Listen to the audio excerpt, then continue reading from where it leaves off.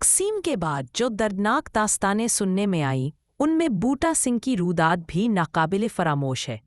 جالندھر کے ایک کسان بوٹا سنگھ نے زینب کو بلوائیوں سے 1500 روپے میں خرید کر اس کی جان بچائی تھی۔ اس کے بعد اس نے سکھوں کے رسم و رواج کے مطابق باقاعدہ اس سے شادی کر کے اپنی بیاہتا بیوی بنا کر رکھ لیا تھا۔ شادی کے 11 مہینے کے بعد زینب ایک لڑکی کی ماں بنی۔ بوٹا سنگھ نے اس کا نام تنویر رکھا۔ چند سالوں کے بعد بوٹا سنگھ کے رشتہ داروں نے ان افسروں کو اطلاع دے دی جو فسادات کے زمانے میں اغوا کی ہوئی لڑکیوں اور عورتوں کی تلاش میں تھے۔ وجہ یہ تھی کہ بوٹا سنگھ کے شادی کرنے سے اس کے رشتہ دار اس کی جائیداد کے وارث بننے سے محروم ہو گئے تھے۔ زینب کو بوٹا سنگھ سے چھین لیا گیا اور پاکستان میں اس کے رشتہ داروں کی تلاش شروع ہوئی۔ عارضی طور پر زینب کو ایک کیمپ میں رکھا گیا۔ بوٹا سنگھ کی تو دنیا ہی اجڑ گئی۔ وہ فوراً دہلی چلا گیا۔ اس کے بعد اس نے وہ کام کیا جو کسی سکھ کے لیے انتہائی مشکل ہو سکتا ہے۔ اس نے اپنے لمبے بال کٹوا دیے، جامع مسجد جا کر اسلام قبول کر لیا۔ اس کا نیا نام جمیل احمد رکھا گیا۔ اس تبدیلی کے بعد بوٹا سنگھ پاکستان ہائی کمیشن پہنچا اور اپنی بیوی کی واپسی کا مطالبہ کرنے لگا، لیکن اس کا یہ مطالبہ نامنظور کر دیا گیا کیونکہ دونوں ملک معاہدے کی اس شرط کی سختی سے پابندی کر رہے تھے کہ اغوا شدہ عورت خواہ کسی مذہب کے آدمی کے پاس سے برآمد ہو اور وہاں وہ خواہ کسی حیثیت سے رہ رہی ہو، اسے فوراً کیمپ پہنچا دیا جائے۔ جب اس عورت کے خاندان کا پتہ چل جائے تو اسے واپس بھیج دیا جائے۔ 6 مہینے تک بوٹا سنگھ روز اپنی بیوی سے ملنے کیمپ جاتا تھا۔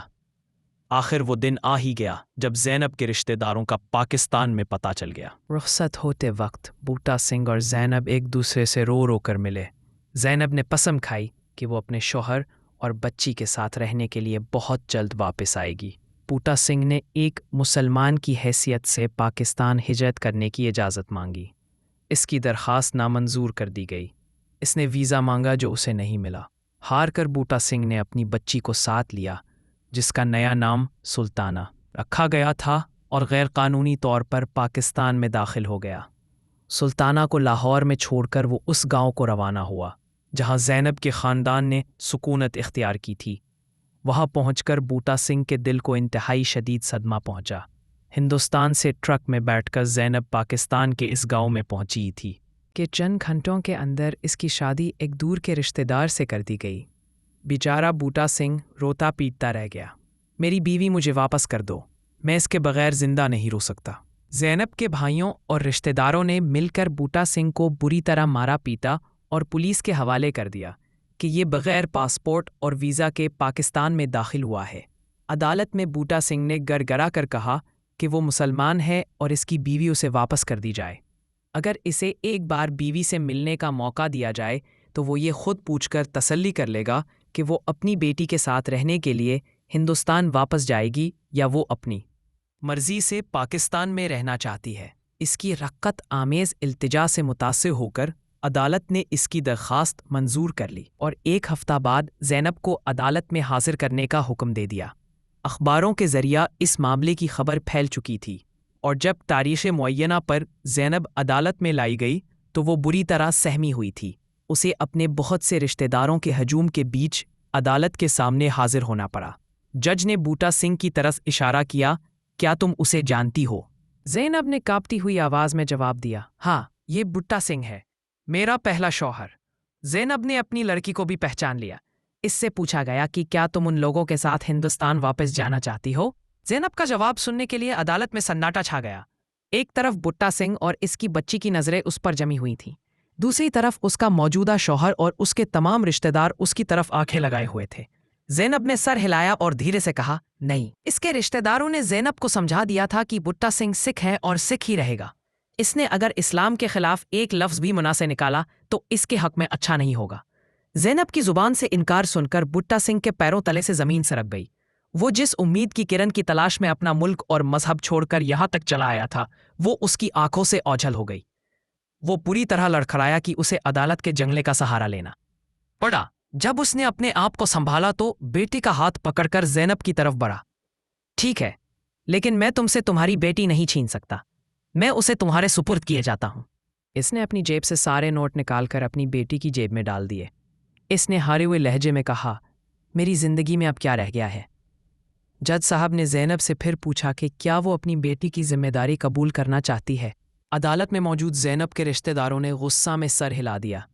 وہ اپنے خاندان میں سکہ خون نہیں ملانا چاہتے۔ زینب سہم گئی۔ اس نے اچکتی ہوئی نگاہ اپنی بچی پر ڈالی۔ بچی کو ساتھ رکھنے کا مطلب یہ ہوتا کہ بیچاری ساری زندگی تانے سنتی رہے۔ اسے اتنا ستایا جائے گا جس کا کوئی حساب نہ ہوگا۔ زینب کا سارا وجود سسکیوں میں ڈوبا جا رہا تھا۔ اس نے بھرائی ہوئی آواز میں کہا، نہیں۔ اب بوٹا سنگھ کی آنکھوں سے آنسوؤں کی دھار بہہ نکلی۔ چند لمحوں تک وہ اپنی بیوی کو دیکھتا رہا۔ اس کی آنکھیں آنسوؤں سے نم تھیں۔ بوٹا سنگھ اس چہرے کو ہمیشہ کے لیے اپنی آنکھوں میں بسا لینا چاہتا تھا۔ اس نے بڑے پیار سے اپنی بچی کو گود میں اٹھا لیا اور بغیر کچھ کہے اور بغیر کسی کی طرف دیکھے وہ عدالت سے نکل گیا۔ بوٹا سنگھ کا دل ہمیشہ کے لیے ٹوٹ چکا تھا۔ وہ رات اس نے داتا گنج بخش کی درگاہ میں رونے اور دعائیں مانگنے میں گزار دی۔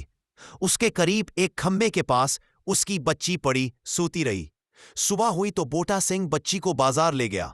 پچھلے دن دوپہر کو اس نے جو روپے بچی کی جیب میں بھر دیے تھے ان سے اس نے بچی کے لیے نئے کپڑے اور جوتے خرید کر اسے پہنا دیے۔ اس کے بعد ایک دوسرے کا ہاتھ تھامے ہوئے باپ بیٹی قریب کے ریلوے اسٹیشن کی طرف چل پڑے۔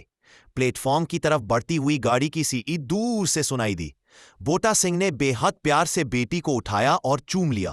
اسے گود میں بھر کر بوٹا سنگھ پلیٹ فارم کے کنارے کھڑا ہو گیا۔ بھاپ کے بادل اڑاتا ہوا انجمن چھپتا چلا آ رہا تھا۔ بچی نے محسوس کیا کہ بوٹا سنگھ کی گرفت اس پر بہت زیادہ مضبوط ہو گئی ہے۔ بوٹا سنگھ نے بچی کے ساتھ اچانک انجن کے سامنے چھلانگ لگا دی، لیکن بچی سامنے کی طرف گر گئی۔ اس نے انجن کی سیٹی اور اس کا بھیانک شور سنا، جس میں اس کی اپنی چیخیں بھی شامل تھیں۔ اگلے ہی لمحہ وہ انجن کے نیچے پڑی تھی۔ بوٹا سنگھ فوراً مر گیا، لیکن قدرت نے معجزہ دکھایا۔ اس کی بچی کے بدن پر ایک خراش تک نہیں آئی۔ خون سے لت پت لاش سے پولیس کو وہ الوداعی خط ملا جو اس نے اپنی بیوی کے نام لکھا تھا، جس نے اسے ٹھکرا دیا تھا۔ میری پیاری زینب، تم نے بھیڑ کی آواز سنی، لیکن ایسی آواز کبھی سچی نہیں ہوتی۔ اب بھی میری آخری خواہش یہی ہے کہ میں تمہارے ساتھ رہوں۔ مجھے تم اپنے ہی گاؤں کے قبرستان میں دفن کرنا۔ کبھی کبھی آ کر میری قبر پر پھول چڑھا دیا کرنا۔ بوٹا سنگھ کی المناک موت کی خبر جلد ہی پورے لاہور میں آگ کی طرح پھیل گئی۔ ہزاروں مسلمان اس کے جنازے کے ساتھ زینب کے گاؤں آئے، مگر وہاں اس کے رشتہ داروں نے میت کو دفن نہیں ہونے دیا۔ انتظامی افسروں نے ہدایت کی کہ جھگڑا فساد کرنے کی بجائے بوٹا سنگھ کو لاہور میں ہی دفن کر دیں۔ اسے لاہور میں میانی صاحب قبرستان میں سپرد خاک کر دیا گیا۔ لاہور میں اس کی قبر پر لوگوں نے اتنے پھول چڑھائے کہ پھولوں کے پہاڑ بن گئے۔ بوٹا سنگھ کو اتنی زیادہ عزت ملنا زینب کے خاندان والوں کو گوارا نہیں ہوا۔ انہوں نے ایک گروہ لاہور بھیجا جس نے بوٹا سنگھ کی قبر کو نہ صرف توڑا پھوڑا بلکہ اسے ناپاک بھی کر دیا۔ اس وحشیانہ حرکت سے سارے لاہور کے لوگ سناٹے میں آ گئے۔ لاہور والوں نے بوٹا سنگھ کو دوبارہ دفن کیا اور اس کی قبر کو ایک بار پھر پھولوں کے پہاڑ سے ڈھک دیا۔ اس بار سینکڑوں مسلمان اس کی قبر کی حفاظت کے لیے تعینات ہو گئے۔ بوٹا سنگھ کی بیٹی سلطانہ کو لاہور کے ایک خاندان نے من بولی بیٹی بنا کر پالا۔ آخری وقت تک وہ اپنے انجینئر شوہر اور 3 بچوں کے ساتھ لیبیا میں رہ رہی تھی۔ فریڈم ایٹ مڈ نائٹ کا مسودہ جون 1975 میں پریس میں جا چکا تھا، اس لیے اس کے بعد کے واقعات کا اس میں احاطہ نہیں کیا گیا۔ بحوالہ Freedom at Midnight as Larry Collins and Dominique Lapierre, Lahore کے لوگوں نے بوٹا سنگھ کو شہید محبت کا ٹائٹل دیا تھا۔ ایسی کئی داستانیں مٹی کی دھول میں دفن ہو گئیں جب مذہب کے نام پر خون کی ہولی کھیلی گئی تھی۔ تقسیم پنجاب کے نتیجے میں 10 لاکھ سے زائد لوگ لقمۂ اجل بن گئے تھے۔ یہ کہانی لیری کولنز اور ڈومینیک لیپیری کے علاوہ کچھ دیگر مصنفین نے بھی بیان کی تھی۔